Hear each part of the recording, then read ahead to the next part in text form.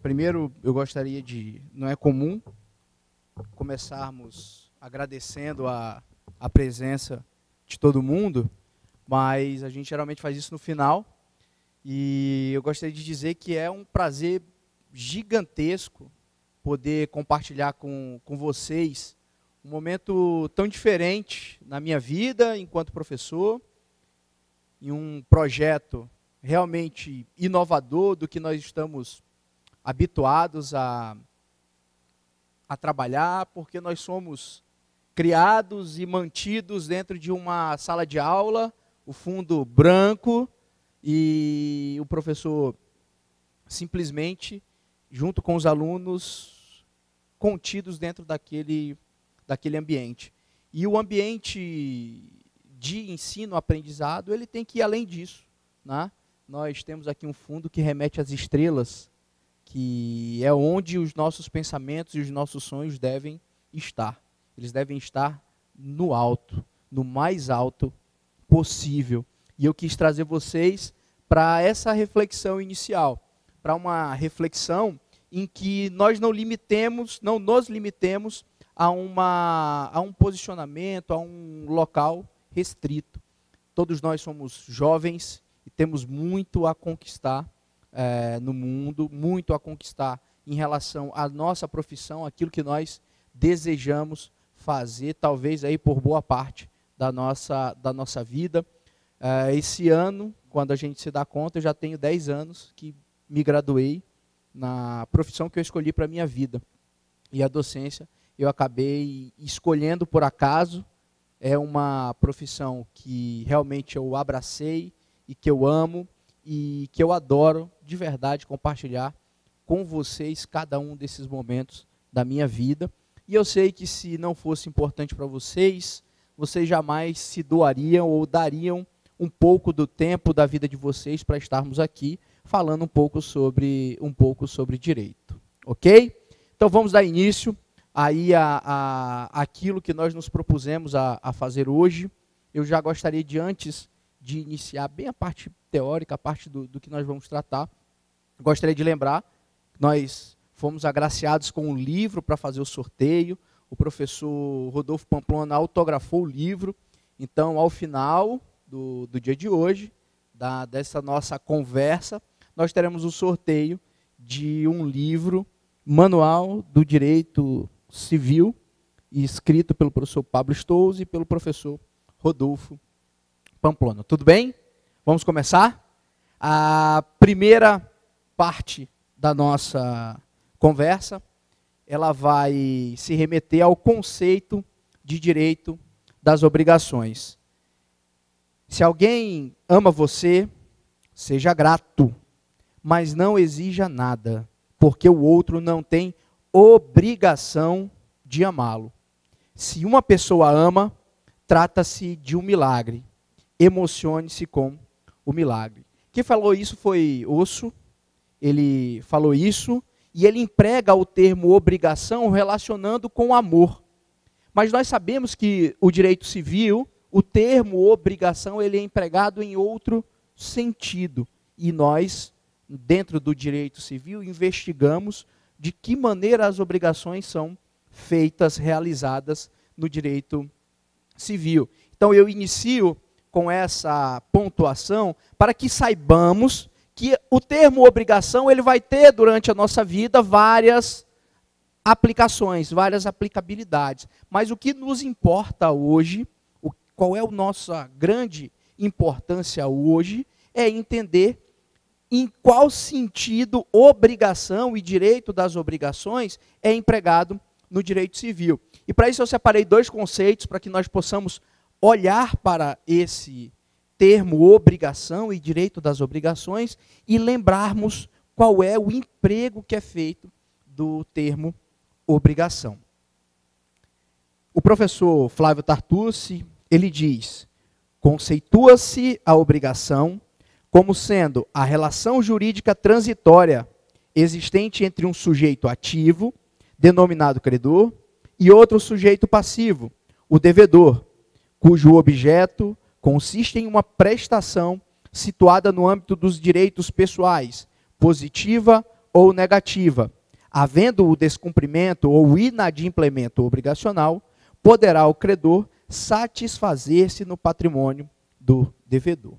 Jamais o objetivo seria encerrar o termo direito das obrigações em um único conceito. Dentro do direito, nós temos inúmeros outros conceitos tão importantes e tão bons quanto esse que eu acabei de apresentar para vocês. Mas em todos eles, nós conseguiremos identificar algumas características que são importantes e marcam o direito das obrigações. Para que possamos fazer uma correlação, um confronto, eu trouxe também o conceito que o professor Pablo Stolz e o professor Rodolfo Pamplona trazem em seu livro. Eles dizem, em objetiva definição, trata-se do conjunto de normas, regras e princípios reguladora das relações patrimoniais entre um credor, sujeito ativo, e um devedor, sujeito passivo, a quem incumbe o dever de cumprir, espontânea ou coativamente, uma prestação de dar, fazer ou não fazer.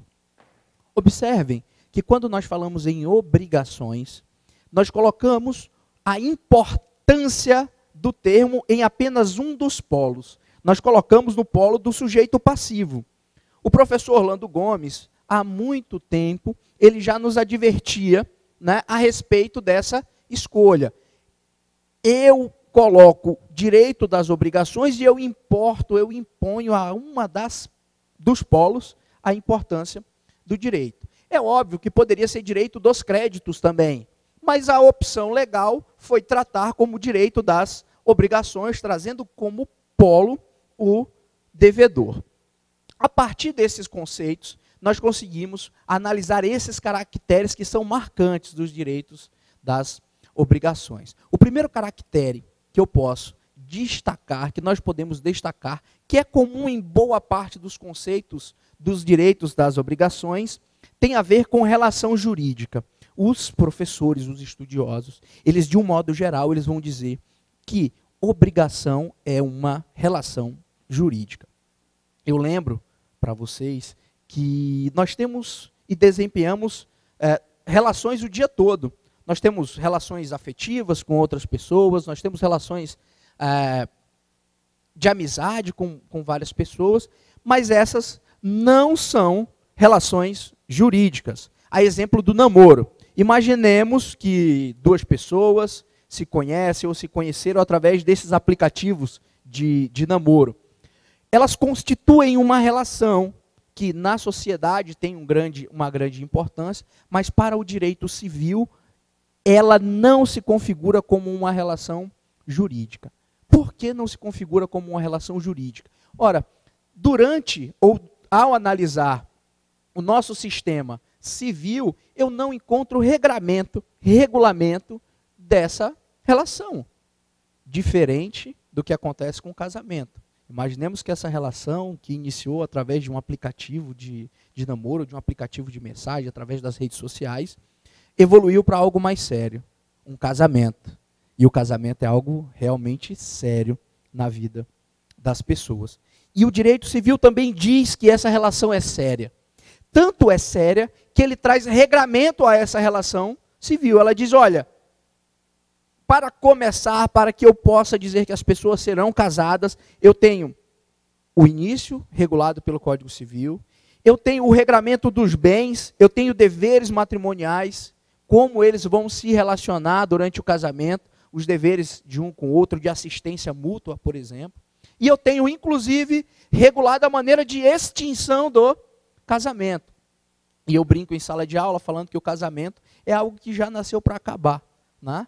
E é assim que acontece. Inclusive é o que o Código Civil fala. A primeira maneira de extinguir o casamento é pela morte. Advindo o falecimento de um dos cônjuges, nós teremos não a manutenção do outro casado, mas ele passa a ter a qualidade de viúvo. Ele não mantém a qualidade de casado. Então, mesmo que seja pela morte, que é a maneira de extinção do casamento, ele se extingue. E havendo a extinção do casamento, a pessoa deixa de ser casada. Então, vejam, o namoro não tem regramento no direito civil, enquanto o casamento, de outro lado, eu tenho regramento do direito civil. Então, atenção, tal qual o casamento é uma relação jurídica, as obrigações, a contração de uma obrigação também é uma relação jurídica. Por quê? Porque as obrigações que são assumidas uns com os outros, no nosso ordenamento jurídico, eu tenho um regramento, e um regramento extenso, um dos regramentos mais importantes que nós temos dentro do nosso direito civil. Os professores também informam, também trazem como característica do direito das obrigações, e por isso faz parte das definições, a transitoriedade das obrigações. As obrigações são transitórias. Isso para se opor à ideia de perpetuação. Eu não tenho dentro do nosso direito, como característica, uma obrigação perpétua.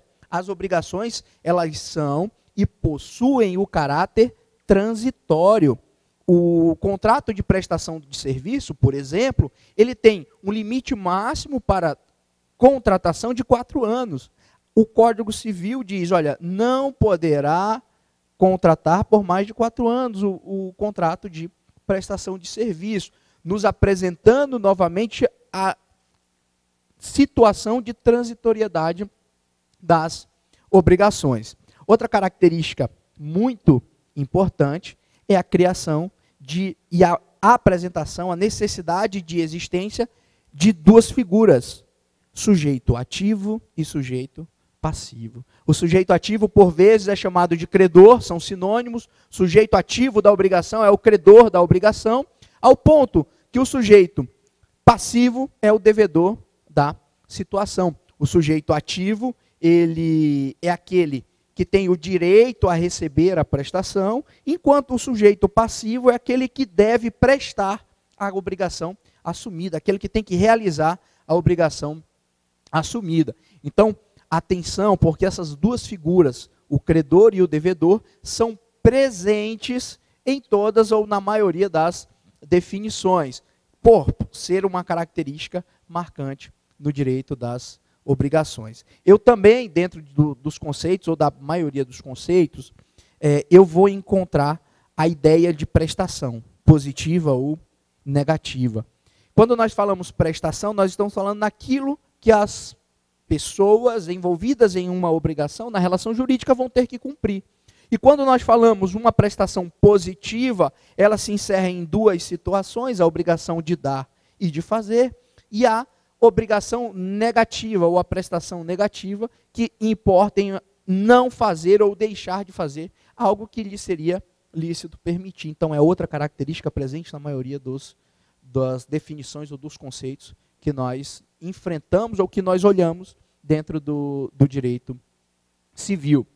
E, por fim, não menos importante, eu tenho uma outra característica que marca o nosso direito e se afasta da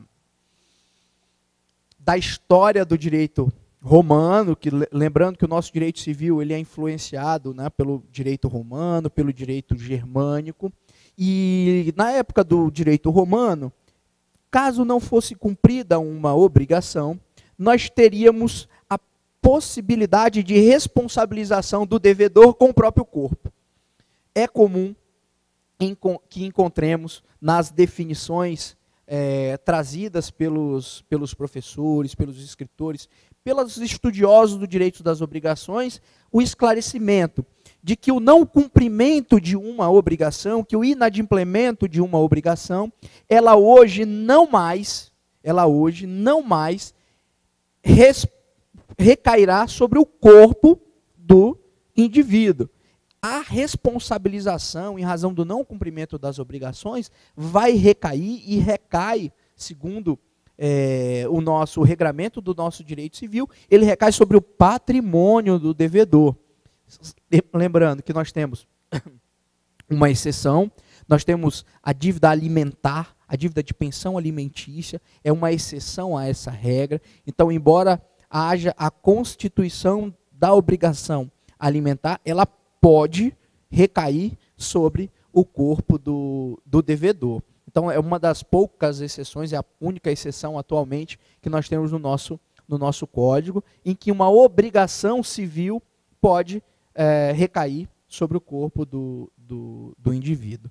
Então, pessoal, não se afastem dessas características ou desses caracteres importantes do direito civil, que são perceptíveis, se não em todos, mas na maioria das definições que nós temos de direito das obrigações.